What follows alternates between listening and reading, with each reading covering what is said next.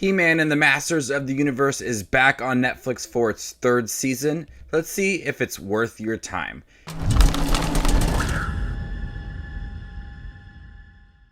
Hey everybody, my name's Justin here. I try to watch everything that hits theaters and on streaming services just like Netflix. If you guys are like me, make sure to hit that subscribe button down below and click that bell notification for more up and coming content. The ghost of Skeletor, in command of an army of undead snake men in the full might of Castle Grayskull, seeks to remake the universe in his image. Adam and his friends are on the run, and to stop Skeletor, they must uncover the secrets of Grayskull. I really do enjoy He-Man and the Masters of the Universe. I was afraid that this upcoming third season was going to be a little stale and repetitive in terms of the story between Skeletor and He-Man. Luckily, this third season does offer a lot of different things to make this series feel fresh. Yes, there's a lot of the conflict between Skeletor and He-Man and a lot of the returning characters, a lot of new concepts that they bring to He-Man and the Masters of the Universe series. We have the original Orko the Great in here, and Adam and his friends face off against terrors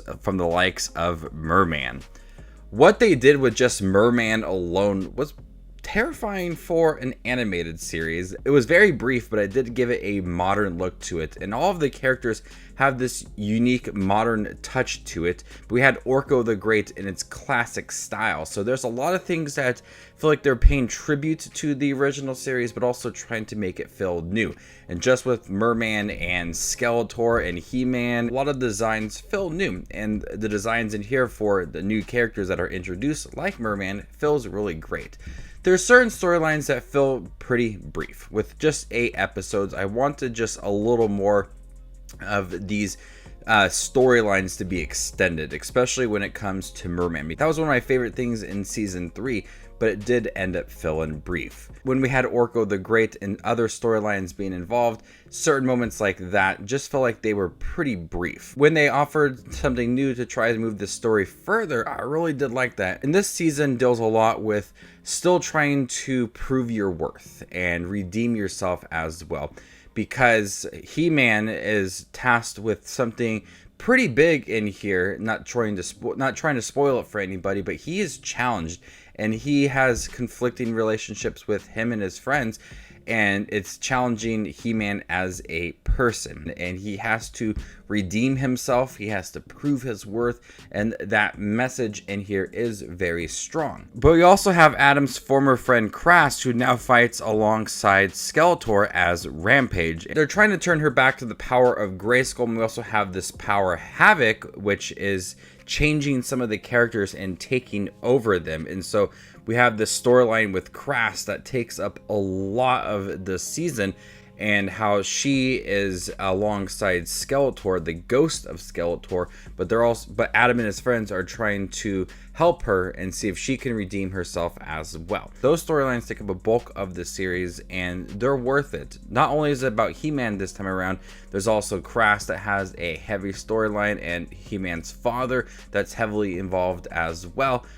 So we have a lot of these characters that feel like they could be minor side characters that have a bulk of the show, and a lot of redeeming qualities and a lot of storyline to push these characters and add a lot of development to them. That classic storyline between He-Man and Skeletor is there, and Skeletor is a ghost, and He-Man is trying to stop everything from happening as Adam and Skeletor fight in a climactic battle for the fate of Eternia. But the struggles of Eternia is not the only thing that feels important to this show. Like what I said with Krass and Mer-Man and everything going on with the Power of Havoc, there's a lot that feels like it's being tackled onto this. Certain storylines feel like they're very brief, and I want a little more of that, but the third season is really entertaining. It feels fresh. It doesn't feel stale at all and repetitive, even if it has the struggles between Adam and Skeletor. They do offer some new things that make it very exciting, and the animation once again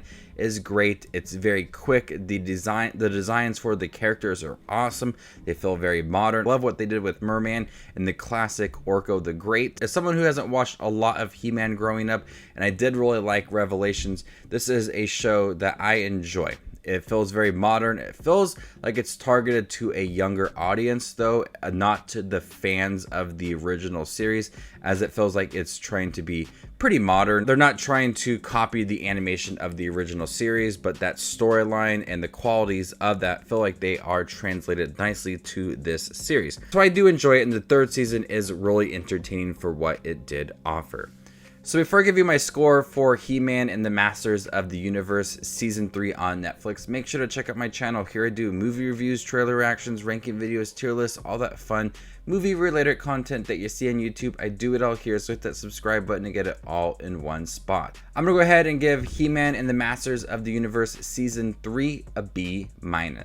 Thank you guys for checking my review for He-Man and the Masters of the Universe Season 3 on Netflix. Have you guys seen it by chance? What do you think about it? Let me know in the comment section down below, and stay tuned for more up and coming content like this. My name is Just Watches Movies, and you guys stay classy, YouTube.